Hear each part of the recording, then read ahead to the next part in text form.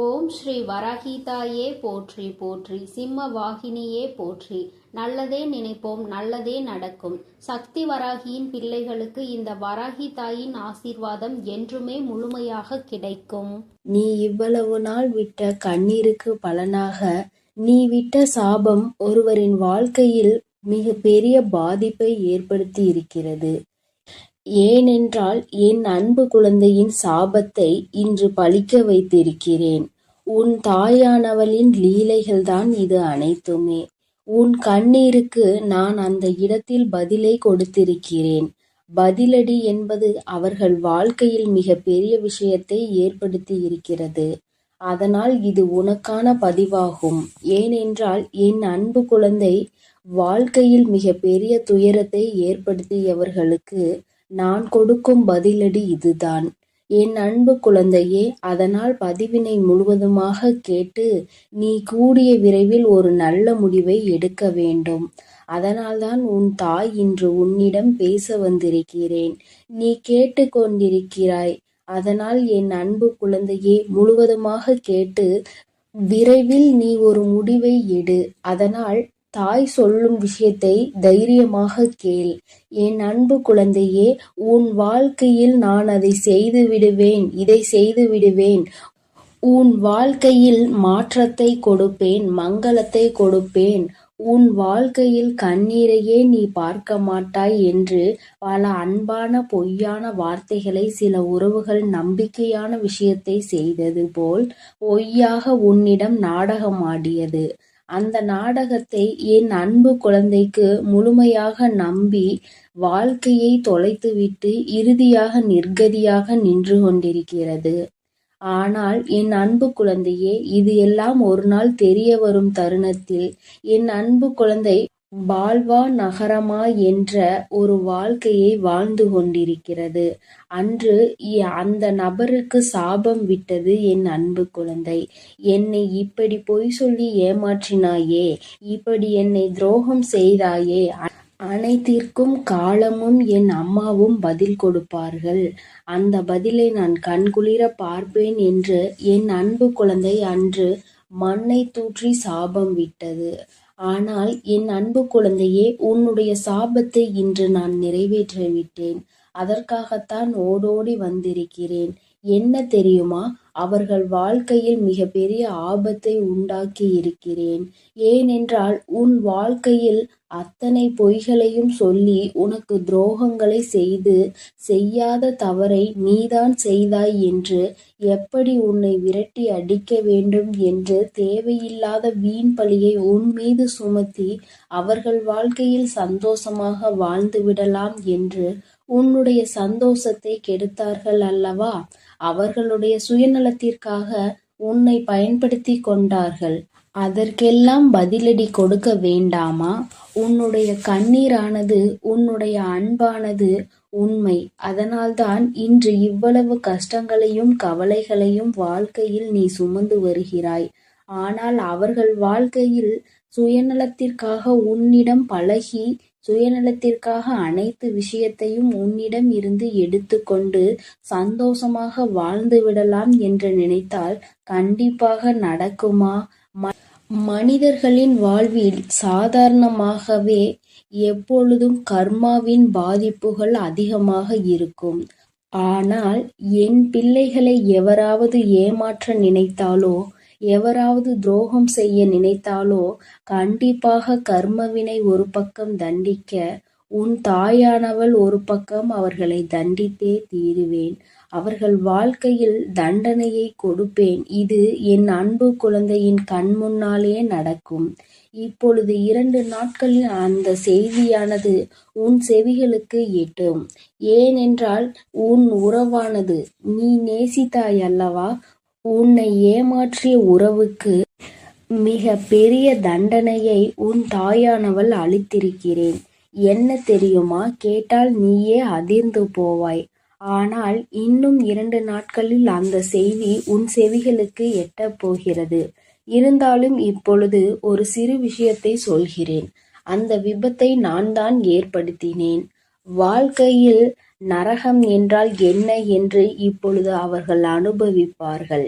எப்படி என் அன்பு குழந்தையிடம் ஆணவமாக பேசினார்களோ அதற்கெல்லாம் அவர்கள் அனுபவிக்க வேண்டுமல்லவா? ஒவ்வொரு தருணத்திலும் என்னுடைய அன்பு குழந்தையின் கண்ணீரையும் கவலையையும் துன்பத்தையும் துயரத்தையும் அதிகரித்துவிட்டு நாம் சந்தோஷமாக வாழ்ந்துவிடலாம் என்று நினைத்தால் வாழ்ந்துவிட முடியுமா? வாழத்தான் உன் தாயானவள் விட்டு விடுவேனா? நீ தைரியமாக இரு என் அன்பு பிள்ளையே. உண்மையானது சிறிது காலம் எடுத்துதான் ஜெயிக்கும். ஆசையும் உண்மையும் இருக்கும் இடத்தில் உண்மைதான் எப்பொழுதுமே ஜெயிக்கும். உன்னுடைய அன்பானது அவர்களுக்கு தகுதியே கிடையாது. ஆனால் இப்பொழுது நீ சரியான முடிவை எடுக்க வேண்டும். ஏனென்றால் சில ஜென்மங்கள் வாழ்க்கையில் திருந்தாது. ஆனால் என் அன்பு குழந்தைக்கு நல்ல எதிர்காலம் இருக்கிறது. அவர்கள் இனிமேல் உனக்கு வேண்டாம் என்றால் உன் சாபத்தை பெற்றவர்கள் அவர்கள் உன் வாழ்க்கையில் அவர்கள் இனிமேல் சந்தோஷமாக உன்னை வாழ வைப்பார்கள் என்று நினைத்து கொண்டிருக்காதே. சில நேரங்களில் ஏமாற்றும் மனிதர்களும் துரோகம் செய்யும் மனிதர்களும் கண்டிப்பாக சில குணத்தையும் வளத்தையும் மாற்றிக்கொள்ளலாம். ஆனால் அவர்களோ மிகவும் சுயநலம் நிறைந்த மனிதர்களாக மாறிவிட்டார்கள். காலத்திற்கு ஏற்ப மனிதர்களுக்கு ஏற்ப பச்சோந்திகள் எப்படி மாறுகிறதோ அதேபோல் இவர்களும் நிறத்தையும் குணத்தையும் மனத்தையும் மாற்றிக்கொண்டே இருக்கிறார்கள். இந்த மாற்றமானது என்ன சொல்லி புரிய வைத்தாலும் என்ன சொல்லி திருத்தினாலும் அது திருந்தாது. ஏனென்றால் அவர்கள் பிறவியிலேயே இப்படித்தான் வாழ்ந்து கொண்டு வந்துவிட்டார்கள். 5ல் வளையாதது 50ல் வளையுமா? நிச்சயம் கிடையாது. எப்படி நம் வாழ்க்கை எந்த சூழ்நிலையில் நம்மளை எப்படி மாற்றுகிறதோ சில குணத்தை நாம் அதை மாற்றிவிடலாம். ஆனால் பிறவியிலேயே இருந்த குணத்தை எப்பொழுதுமே மாற்ற முடியாது. ஆனால் உனக்காக உன்னுடைய எதிர்காலத்தை நான் சிந்தித்து வைத்துவிட்டேன். கூடிய விரைவில் அந்த ஒரு நல்ல காரியத்தை உன் வாழ்க்கையில் நடத்தப் போகிறேன். இதை கேட்டு நீ அழக்கூடாது, தைரியமாக இருக்க வேண்டும். ஏனென்றால் இந்த கஷ்டமான தருணத்தில் கூட உன் தாயானவள் உன்னுடன் இருந்து உனக்கு உதவி செய்து கொண்டுதான் இருக்கிறேன். இந்த உலகத்தில் உனக்கு உதவுவதற்கு எவரும் இல்லை, எனக்கு உறுதுணை இல்லை, யாரும் இல்லை என்று மனம் வருந்தி விடாதே. உனக்காக உதவவும் உனக்காக அனைத்து விஷயங்களையும் செய்து கொடுக்கவும் உன் வாழ்க்கையில் நீ பட்ட கண்ணீருக்கு நீ விட்ட அனைத்து கண்ணீர் விஷயத்திற்கும் அனைத்திற்கும் உனக்கு தீர்வு கிடைக்கப் போகிறது. உன் தாயானவள் நான் அதை பொறுப்பேற்று கொள்கிறேன் என் தங்கமே. என் வார்த்தைகள் மீது முழுமையான நம்பிக்கை கொண்டு உன் கடமைகளை செய்து வா. எப்பொழுது எதையும் மற்றவர்களிடமிருந்து எதிர்பார்க்காதே. மற்றவர்களிடம் நாம் சந்தோஷமாக இருப்போம், மற்றவர்கள் சந்தோஷம் கொடுத்தால்தான் நம் வாழ்க்கை சந்தோஷமாக மாறும் என்று நினைத்து விடாதே. நம்முடைய சந்தோஷம் நம் கரங்களிலே இருக்கிறது, நம் எண்ணத்திலே இருக்கிறது, நாம் சிந்திக்கும் செயல்களிலே இருக்கிறதே தவிர அடுத்தவரிடம் நம் சந்தோஷம் என்பதே கிடையாது. அதை முதலில் புரிந்து கொண்டால் நீ அடுத்தவரிடம் எந்த விஷயத்தையும் எதிர்பார்க்க மாட்டாய். எதிர்பார்க்கக்கூடிய விஷயம் சில மனிதர்களிடம் கிடைக்கும் என்றால் எதிர்பார்க்கலாம். ஆனால் என்னுடைய சந்தோஷம் மட்டுமே எனக்கு முக்கியம் என்று நினைப்பவர்களிடம், அவர்களுடைய சந்தோஷத்தை பார்க்கக்கூடிய மனிதரிடம் சென்று உன்னுடைய சந்தோஷத்தை எதிர்பார்த்தால் அந்த இடத்தில் ஏமாற்றம்தான் கிடைக்கும். போதும் என்ற அளவிற்கு ஒரு உறவின் மீது நம்பிக்கை வைத்து அதீத அன்பை வைத்து ஏமாந்ததெல்லாம் போதும். இனிமேல் நீ தைரியமாக இருக்க வேண்டும். இனிமேல் நீ உன் வாழ்க்கையில் கண்ணீர் வடிக்க கூடாது, கவலை கொள்ளக்கூடாது. தேவையில்லாத சிந்தனைக்கு இடம் கொடுக்காதே. உனக்கு எது வேண்டுமோ நான் நடத்தி கொடுப்பேன். அதனால் நீ தைரியமாக இரு என் தங்கமே. உன் வாழ்க்கையில் ஏதேனும் சிக்கல்கள் தடங்கல்கள் உனக்கு தீய விஷயங்கள் நடக்கிறது என்றால் அதற்கு உன் தாயானவள் உன் வாழ்க்கையில் அனுமதிக்க மாட்டேன். பொறுமையாக இரு. உன்னுடைய வாழ்க்கையில் ஒவ்வொரு தருணத்திலும் மாற்றங்களை நான் கொண்டு வந்து கொடுப்பேன். ஆனால் நீ அதை புரிந்து கொண்டு பொறுமையாக இருக்க வேண்டும். நினைத்த விஷயத்தையே நினைத்து நினைத்து அந்த விஷயம் எப்படி நடக்கும், இப்படி நடக்குமா, அப்படி நடக்குமா, இல்லை நடக்காமலே போய்விடுமா என்று கண்ணீர் வடிக்கிறாய். இது தேவையில்லாத விஷயத்திற்கு உன்னை ஈடுபட செய்யுமே தவிர ஒரு நாளும் நல்ல விஷயத்திற்கு முன்னேற வைக்காது. என் அன்பு குழந்தையே, நான் சொல்வதை நீ புரிந்து கொள். உன் வாழ்க்கை இன்னும் முடியவில்லை, இனிமேல் தான் ஆரம்பிக்கப் போகிறது. அதனால் எடுக்கக்கூடிய விஷயங்கள் அனைத்தும் நம் வாழ்க்கையில் முன்னேற்றத்தை கொடுத்துவிடும், வெற்றியை சந்தித்து விடுவோம் என்பதெல்லாம் கிடையாது. சில முடிவுகள் வெற்றியை கொடுக்கும், சில முடிவுகள் அனுபவத்தை கொடுக்கும், சில அனுபவங்கள் நல்ல பாடத்தையும் நல்ல முடிவுகளையும் கொடுக்கும். எப்பொழுதும் முதலில் எடுத்த முடிவானது ஒரு நல்ல அனுபவம் பாடத்தை கற்றுக் கொடுத்துவிடும். இனிமேல் நீ எடுக்கக்கூடிய ஒவ்வொரு முடிவும் நல்ல விஷயத்தையும் நல்ல பாடத்தையும் தான் உனக்கு கற்றுக் கொடுக்கும். அதனால் நீ இனிமேல் கண்ணீர் வடிக்காமல் தைரியமாக இரு. உனக்கான பதிலடி கொடுக்க வேண்டாமா? உன்னுடைய கண்ணீரானது உண்மையான அன்பு இருப்பவர்களுக்கு மட்டும் நீ கொடுத்தால் போதும். இன்று இவ்வளவு கஷ்டங்களையும் கவலைகளையும் வாழ்க்கையில் சுமந்து வருகிறாய். ஆனால் அவர்கள் வாழ்க்கையில் சுயநலத்திற்காக உன்னிடம் பழகி, சுயநலத்திற்காக அனைத்து விஷயத்தையும் உன்னிடம் இருந்து எடுத்துக்கொண்டு சந்தோஷமாக வாழ்ந்து விடலாம் என்று நினைத்தால் கண்டிப்பாக நடக்குமா? என் அன்பு பிள்ளையே, நான் சொல்வதை புரிந்து கொள். உன் வாழ்க்கை இன்னும் முடியவில்லை, இனிமேல் தான் ஆரம்பிக்கப் போகிறது. அதனால் எடுக்கக்கூடிய விஷயங்கள், எடுக்கக்கூடிய முடிவுகள் அனைத்திலும் நான் உனக்கு முன்னேற்றத்தை கொடுப்பேன். நீ நிச்சயமாக வெற்றியை சந்தித்தே தீருவாய் என் அன்பு குழந்தையே. அதனால் நீ தைரியமாக இரு. இனிமேல் அனைத்து விஷயங்களிலும் உனக்கு வெற்றி மட்டுமே கிடைக்கப் போகிறது. உன் தாயானவள் நான் உன்னோடு தான் இருக்கிறேன். நீ கண்ணீர் வடிக்காமல் தைரியமாக இரு. என்னை மீறி எந்த ஒரு தீய செயலும் உன்னை நெருங்காது. நான் அனுமதி கொடுத்தால் மட்டுமே அது உன்னிடம் வர முடியும் என்பதை புரிந்து கொள் என் தங்கமே. நான் உன்னோடே இருக்கிறேன், நான் உனக்காகவே இருக்கிறேன். நீ நல்லதையே நினை. நான் உன் வாழ்வில் எப்பொழுதும் நல்லதை மட்டுமே செய்து கொடுக்கிறேன். என் தங்க பிள்ளையே, உனக்கு துரோகத்தை செய்தவர்களை நினைத்து நீ மனம் வருந்தி கொண்டிருக்கின்றாய் அல்லவா?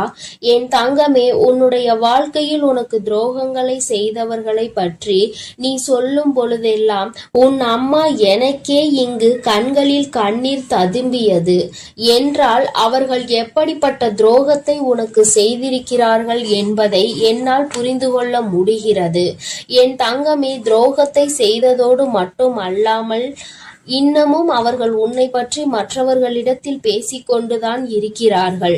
நீதான் எந்த பிரச்சனையும் வேண்டாம் என்று ஒதுங்கி நின்று கொண்டிருக்கின்றாயே தவிர அவர்கள் இன்னமும் ஒருவரிடத்தில் உன்னை பற்றிய வதந்திகளை பரப்பிக் கொண்டுதான் இருக்கின்றார்கள் என்பதுதான் நீ அறிந்திராத உண்மை. நீ என்ன நினைக்கின்றாய் தெரியுமா? நாம் எப்படி இருக்கின்றோமோ அது போலதான் அவர்கள் இருந்து கொண்டிருக்கிறார்கள் என்று நீ நினைத்து கொண்டிருக்கின்றாய். ஆனால் உண்மை என்னவென்றால் அவர்கள் மட்டும் அல்ல, அவர்கள் உடன் பிறந்தவர்களும் இந்த வேலையை தான் செய்து கொண்டிருக்கின்றார்கள்.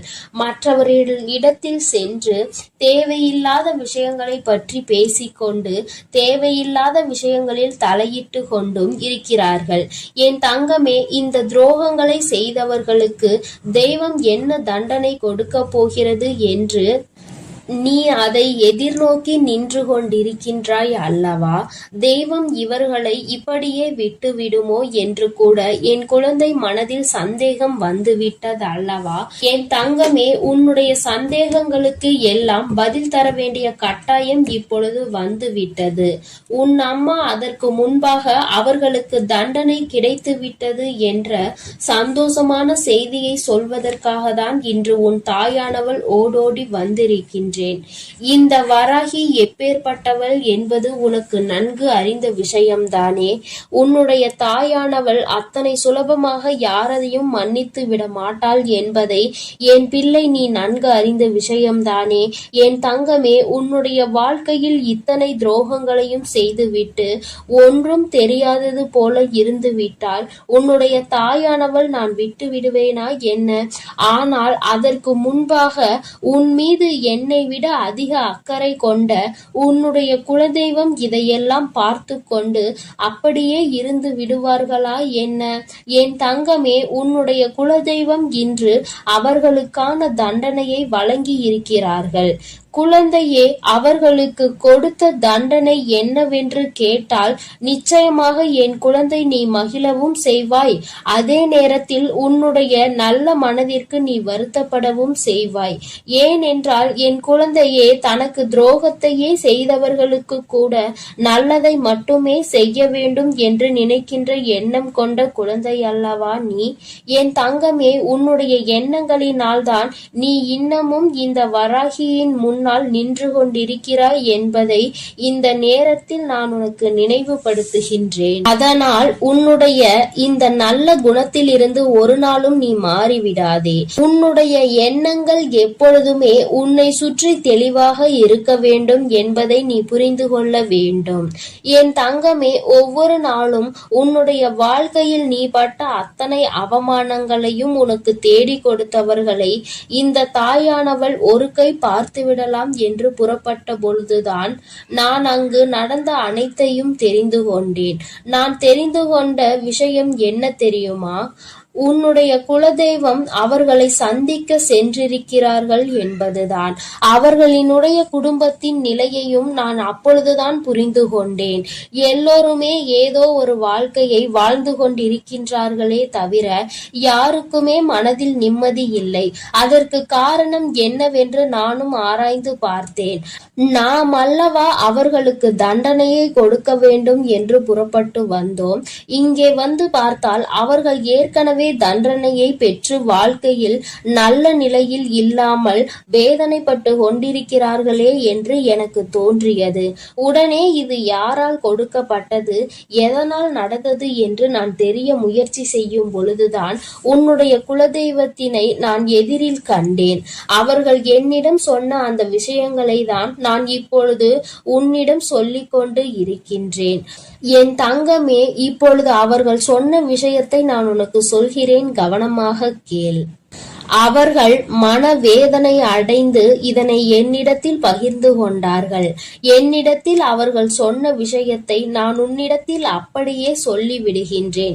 இந்த வராகி ஒரு நாளும் தேவையில்லாத எந்த விஷயங்களையும் உன்னிடத்தில் சொல்ல மாட்டாள் என்று நம்பினால் மட்டும் என் பிள்ளையே, நீ இதனை முழுமையாக கேட்க வேண்டும்.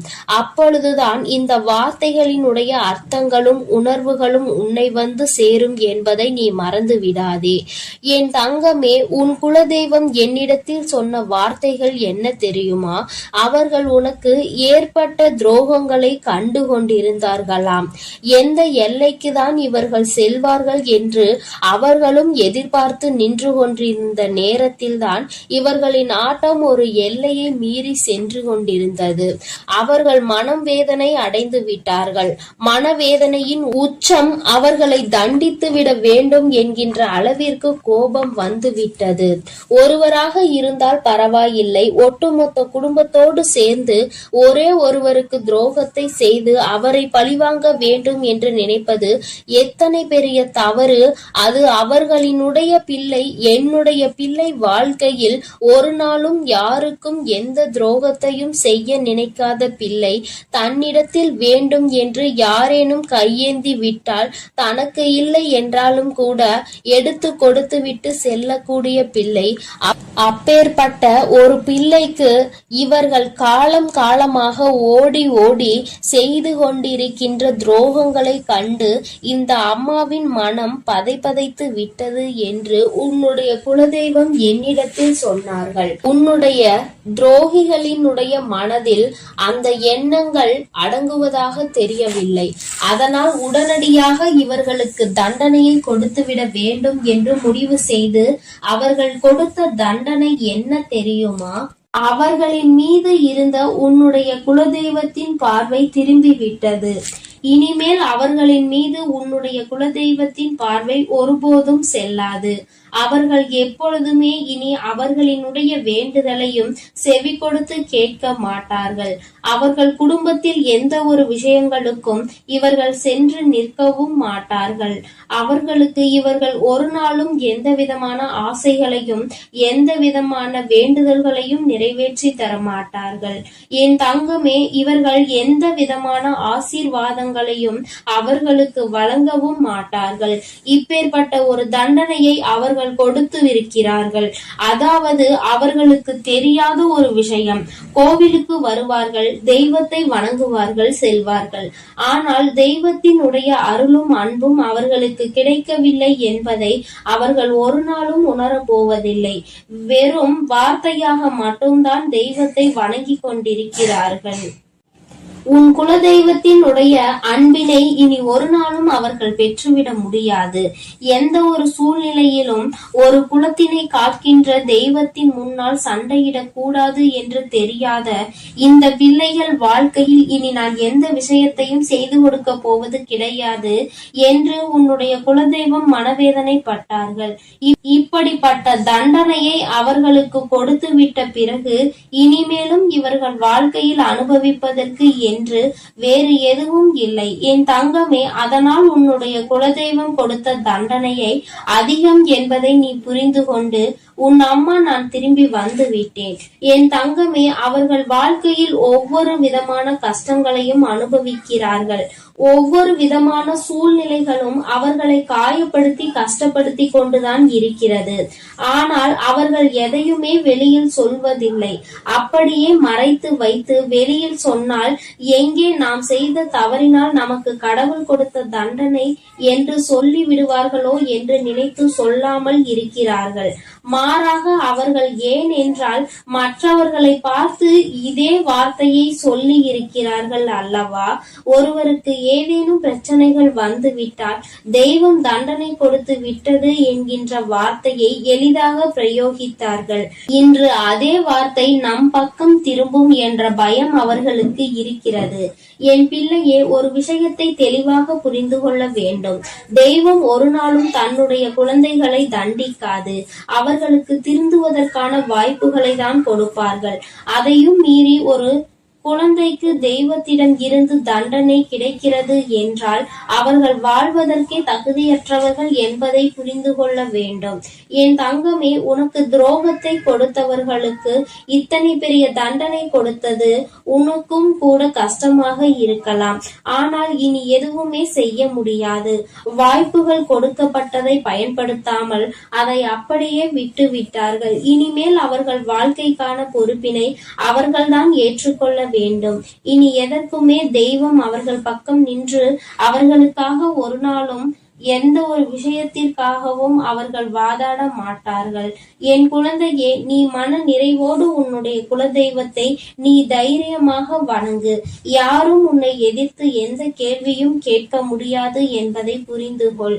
என் தங்கமே, இன்று இருக்கின்ற சூழ்நிலையில் எப்பொழுதும் உன்னுடைய குலதெய்வம் உன்னோடு நின்று உனக்கு உறுதுணையாக நிற்பார்கள் என்பதை மட்டும் மனதில் வைத்துக் கொண்டு என் பிள்ளை, நீ சந்தோஷமாக உன் வாழ்க்கையை வாழ தொடங்கு.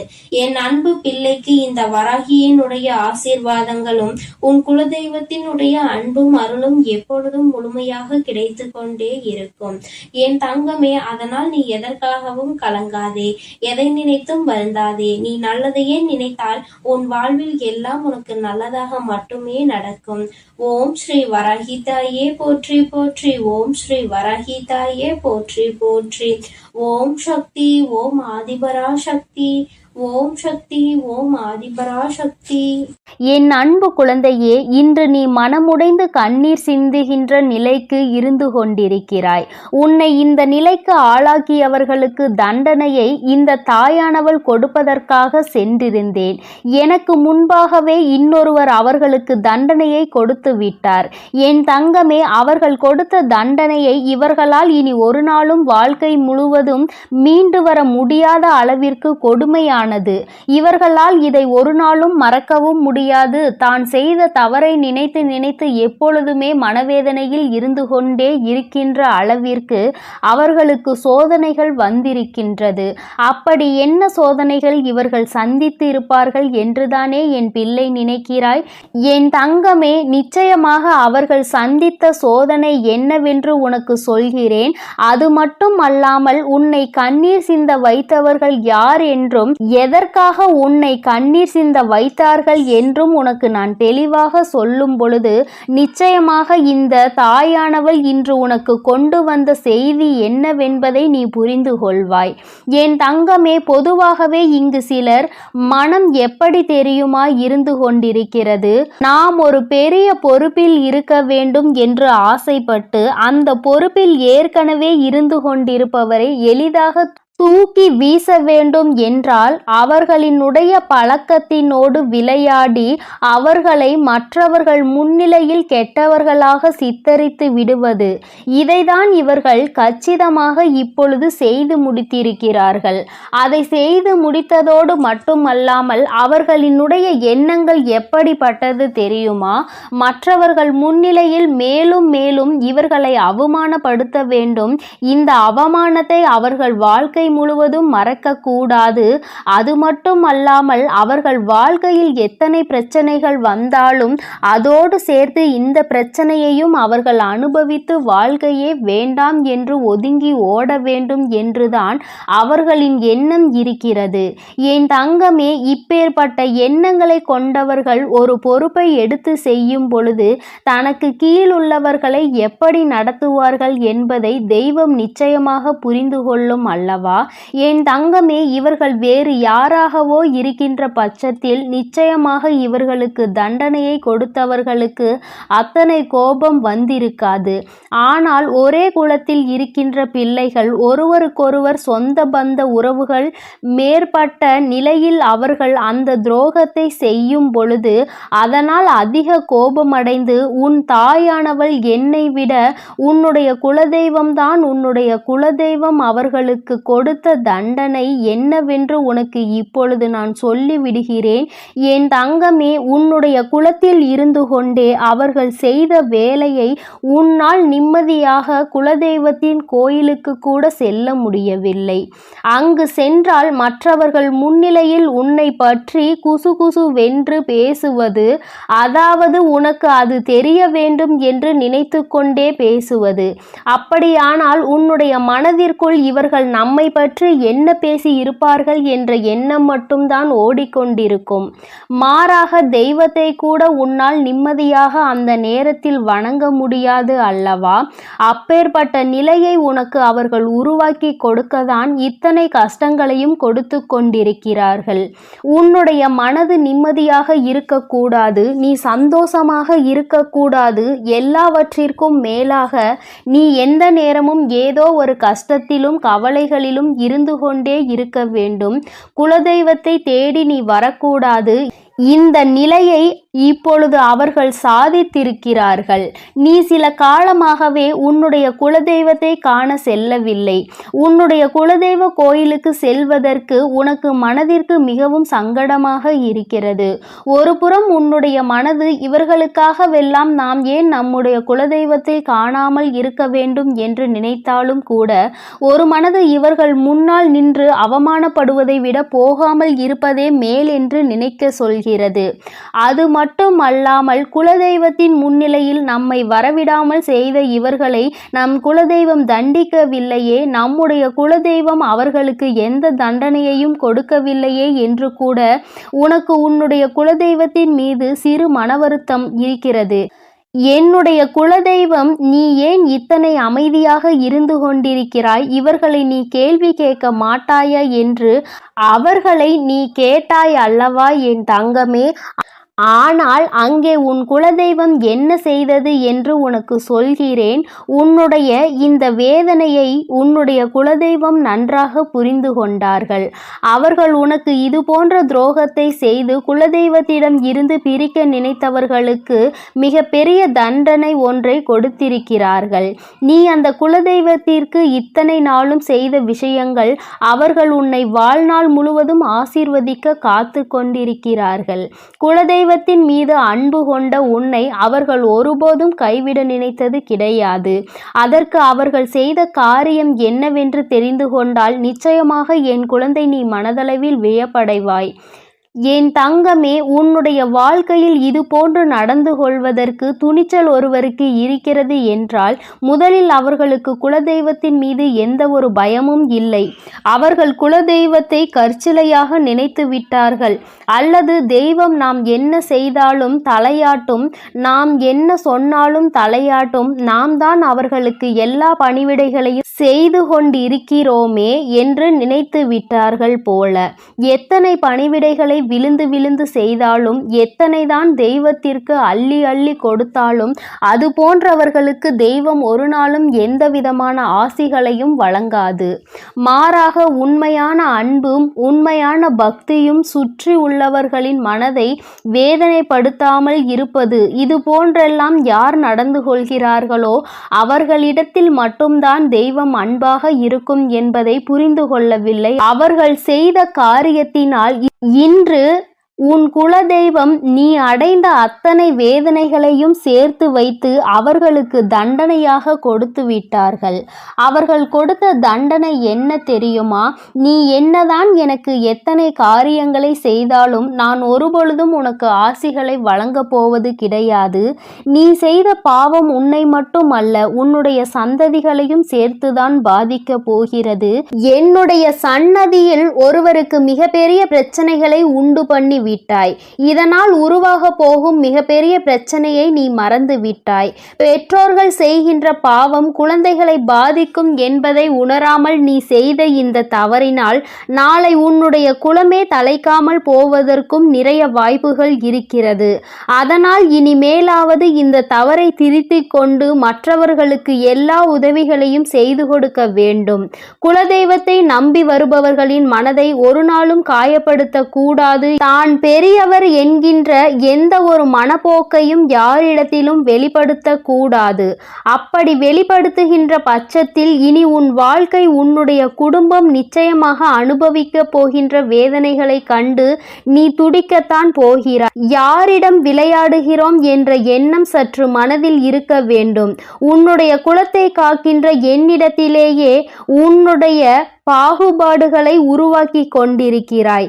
யார் பெரியவர் யார் சிறியவர் என்கின்ற பாகுபாட்டை தெய்வத்தின் முன்னாலேயே உருவாக்கி கொடுக்கின்ற தைரியம் உனக்கு இருக்கிறது என்றால் நிச்சயமாக இனி உன் வாழ்க்கை என் கையில் என்பதை மறந்துவிடக் கூடாது என்று உன்னுடைய குலதெய்வம் அவர்களுக்கு மிகப்பெரிய எச்சரிக்கையினை கொடுத்து விட்டார்கள்.